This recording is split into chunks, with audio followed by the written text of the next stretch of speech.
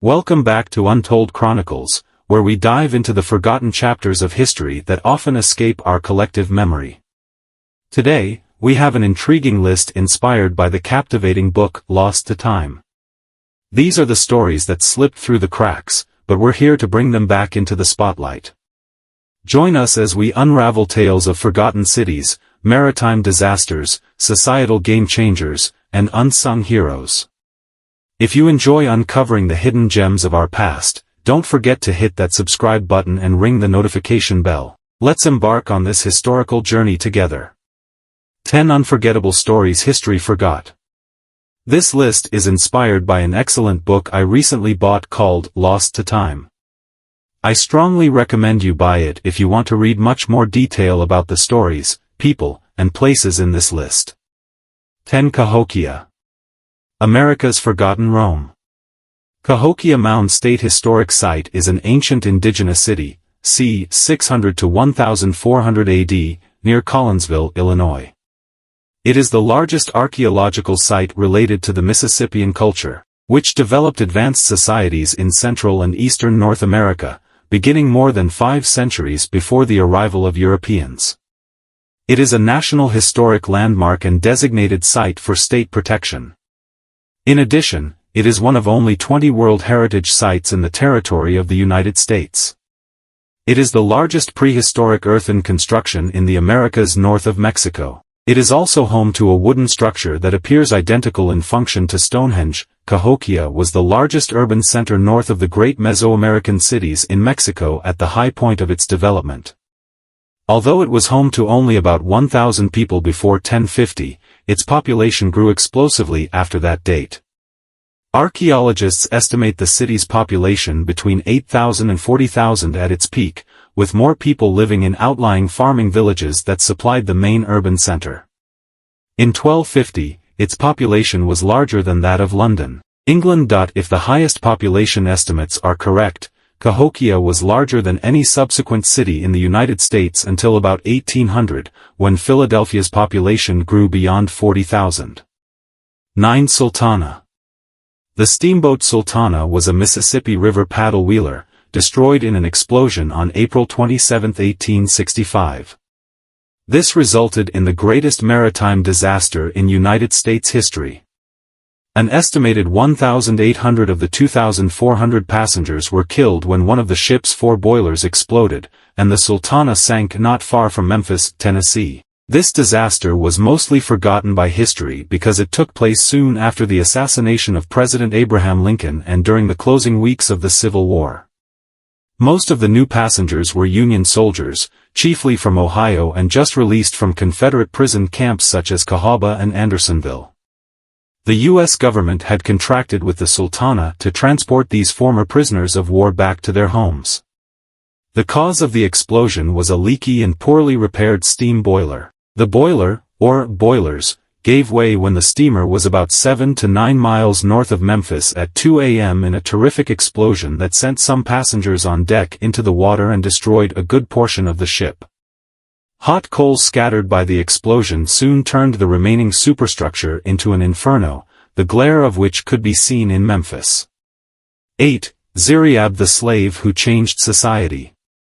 Ziryab, 789 to 857 AD, was a Persian polymath, a poet, musician, singer, cosmetologist, fashion designer, celebrity, trendsetter, strategist, astronomer, botanist, geographer, and former slave. Most people have never heard of Ziryab. Yet, at least 2 of his innovations remain to this day. He introduced the idea of a 3-course meal, soup, main course, pudding, and he introduced the use of crystal for drinking glasses. Previously metal was the primary material. He introduced asparagus and other vegetables into society and made significant changes and additions to the music world. He had numerous children, all of whom became musicians, and spread his legacy throughout Europe. He could perhaps be considered an ancient Bach. The list of societal changes Ziryab made is immense. He popularized short hair and shaving for men and wore different clothes based on the seasons. He created a pleasant-tasting toothpaste that helped personal hygiene and longevity, and invented an underarm deodorant. He also promoted bathing twice daily. 7. Peshtigo. Fire in the forest. Most people reading this will be familiar with the Great Chicago Fire that killed hundreds and destroyed 4 square miles of Chicago, Illinois. However, most people don't know that a far worse fire occurred in Peshtigo, Wisconsin, on the very same day. The October 8, 1871, Peshtigo Fire in Peshtigo, Wisconsin, was the conflagration that caused the most deaths by fire in United States history. On the same day as the Peshtigo and Chicago fires, the cities of Holland and Manistee, Michigan, across Lake Michigan, also burned, and the same fate befell Port Huron at the southern end of Lake Huron. By the time it was over, 1,875 square miles of forest had been consumed, and 12 communities were destroyed. Between 1,200 and 2,500 people are thought to have lost their lives. The fire was so intense it jumped several miles over the waters of Green Bay and burned parts of the Door Peninsula, as well as jumping the Peshtigo River itself to burn on both sides of the inlet town. Surviving witnesses reported that the firestorm generated a tornado that threw rail cars and houses into the air. Many of the survivors of the firestorm escaped the flames by immersing themselves in the Peshtigo River, wells, or other nearby bodies of water. Some drowned while others succumbed to hypothermia in the frigid river. 6. Gil-Eanes. Passing the point of no return. Portugal. Gil-Eanes is hardly a household name, nor is that of the place associated with the Portuguese explorer, Cape Bojador.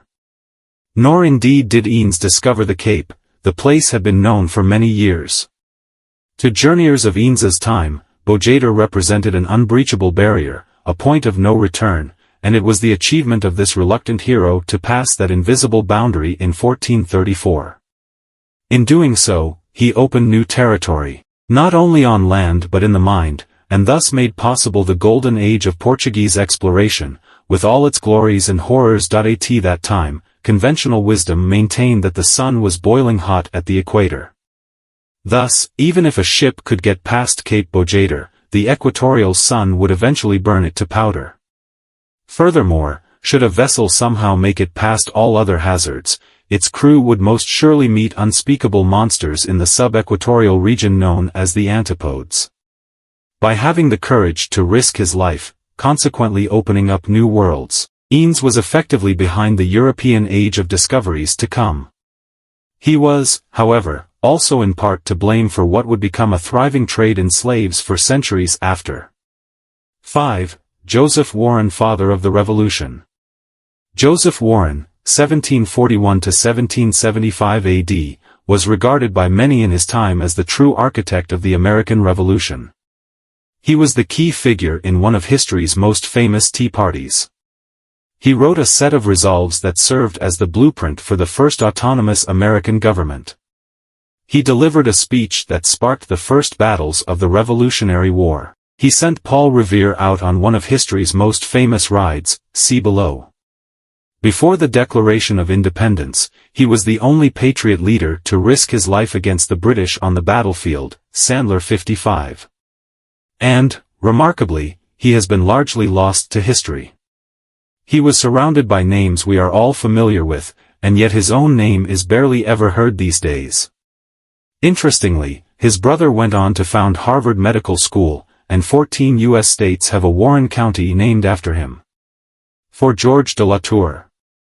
Forgotten Master. Magdalene with the Smoking Flame. C. 1640. Georges de la Tour. Georges de la Tour, March 13, 1593, Vic-sur-Sille, Moselle, January 30, 1652, Lunéville, was a painter who spent most of his working life in the Duchy of Lorraine, which was absorbed into France between 1641 and 1648, during his lifetime. He painted mostly religious scenes lit by candlelight. After centuries of posthumous obscurity, during the 20th century, he became one of the most highly regarded French 17th-century Baroque artists. He was known as the painter to the King of France, and was regarded as one of the greatest artists in his lifetime. Very little of his work survives, and the reason for his obscurity is unknown, but thanks to the efforts of Hermann Voss, a German scholar, in 1915, his work was rediscovered. 3. Exercise Tiger. Testing D-Day. Plaque commemorating those killed in Operation Tiger Crop Exercise Tiger, or Operation Tiger, were the code names for a full-scale rehearsal in 1944 for the D-Day invasion of Normandy.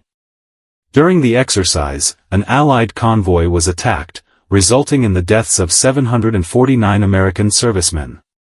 The lack of widespread knowledge of this exercise was due to intentional efforts, unlike most others on this list. As a result of official embarrassment and concerns over possible leaks just before the real invasion, all survivors were sworn to secrecy by their superiors. 10 missing officers involved in the exercise had Bigot-level clearance for D-Day, meaning that they knew the invasion plans and could have compromised the invasion should they have been captured alive. As a result, the invasion was nearly called off until the bodies of all 10 victims were found, with little or no support from the American or British armed forces for any venture to recover remains or dedicate a memorial to the incident. Devon resident and civilian Ken Small took on the task of seeking to commemorate the event after discovering evidence of the aftermath washed up on the shore while beachcombing in the early 1970s. 2. America's first subway. New York's secret subway. In 1904, New York's modern subway system was officially opened, changing the city forever. But what most people don't know is that it was not the first subway. Because of terrible congestion on Broadway, Alfred Ely Beach, the young owner of the fledgling magazine Scientific American, conceived of an idea, to build an underground railway, which used a giant fan to propel and suck a railcar back and forth through a tunnel. Because of the corruption of the Commissioner of Public Works, William Tweed, Beach had to get consent to build his tunnel by pretending it was to be a mail delivery system.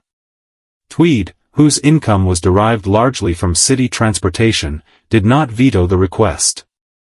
Beach and a small group of men began digging a tunnel under Broadway in the dark of night. The entire enterprise was kept secret, as dirt was hidden in the basement of a building Beach bought for that purpose. The work went well, but just before they could complete their first line, the press got wind of it, and it became public.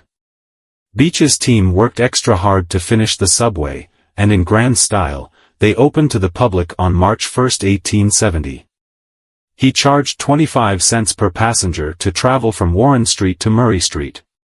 It was a huge success, carrying over 400,000 passengers in its first year of operation.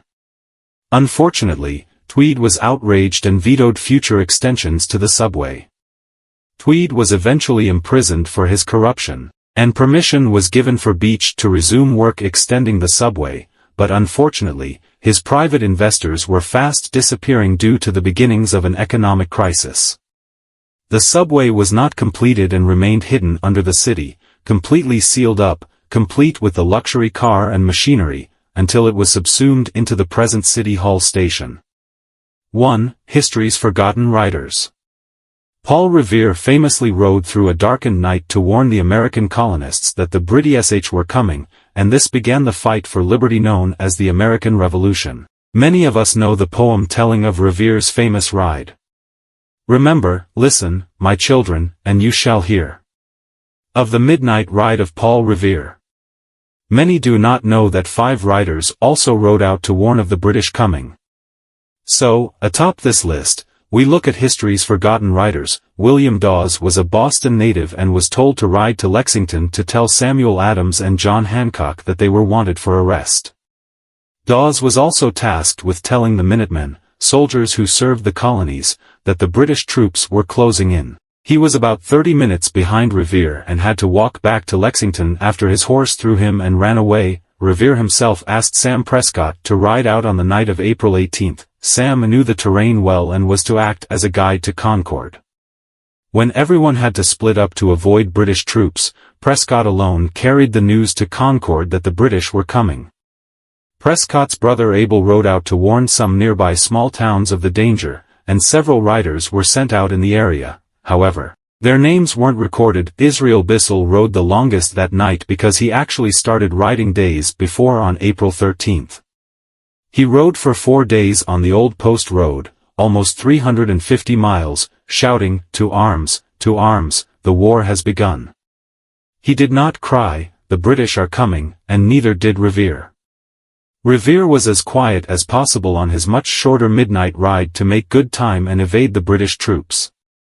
Because Bissell has been so forgotten by history, today's historians question whether he even existed at all. Of all the riders, Sybil Luddington was the most in danger. She was 16, a girl, and the daughter of a colonel when she set out on her ride on April 26. Sybil rode for 40 miles, twice as long as Paul Revere, to warn Danbury, Connecticut, that the British were coming for them.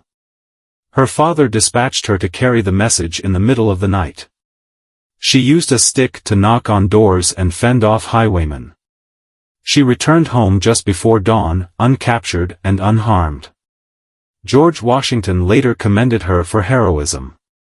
A statue of her stands in Carmel, New York, in tribute to her challenging ride. Thank you for joining us on this expedition through history on Untold Chronicles.